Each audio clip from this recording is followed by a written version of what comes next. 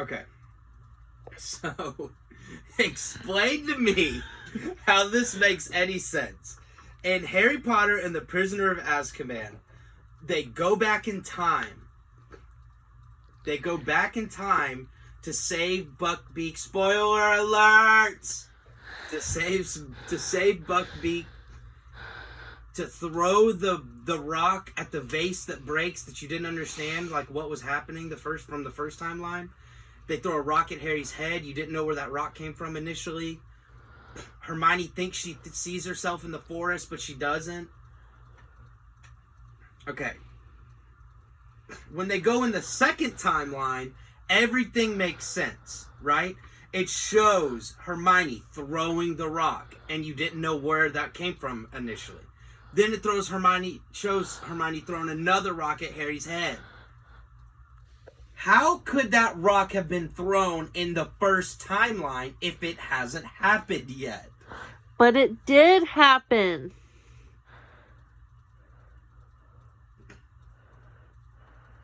How are you saying it did happen when it literally didn't? I don't understand. It did happen. It did happen. When? Oh my gosh. In the second timeline? Baby. This is crazy talk. It did happen. But it never would have happened if they didn't go back and do it in the second timeline. Okay, like, I understand the idea that they have to go back to, like, it's kind of like if they didn't go back. Okay, wait, this is, I got it. Thank you. Okay. If they didn't go back, you know what would still be there? The rock would have still been thrown twice, 2 different rocks. Yes, Buckbeak would have died, and Sirius would be guilty, because they wouldn't be able to find Peter Pettigrew, who was Scabbers the whole time. Do you see what I'm saying now? Do you see how that has to be messed up? Because let's say that they never went back in time and did it, okay? The rock would have still flown through the window. Because they didn't, like, Hermione kind of, like, pulled out the time trinket as a last second thing, you know, in the hospital. So before Hermione did that, all the other events had still happened. Yes, I know. Okay. So, none of that is possible. It's impossible for that stuff to have happened in that first timeline.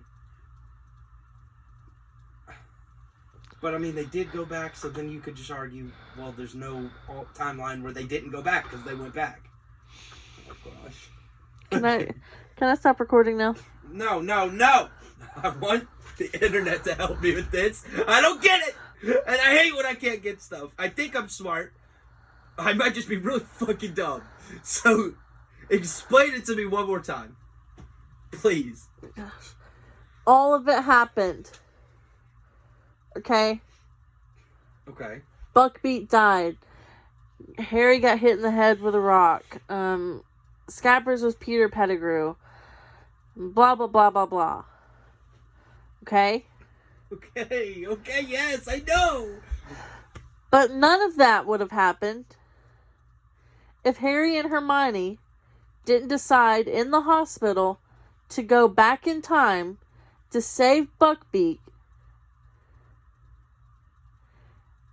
and to save Sirius and all that stuff. Okay, to alter the timeline. Oh, wait. Holy shit. I think I got it. Okay. So what you're telling me is if they never went back in time, then in that first timeline, the rock would have never been thrown through the window. Right. Oh.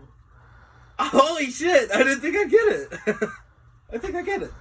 So because they went back in time, all that stuff stayed a constant. Right. None of it changed. Oh. The only thing that changed so far is they saved Buckbeak's life.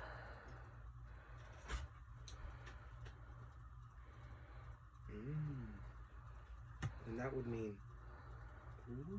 Ooh, that's good. Okay, I get it. I get it. All right, we're done.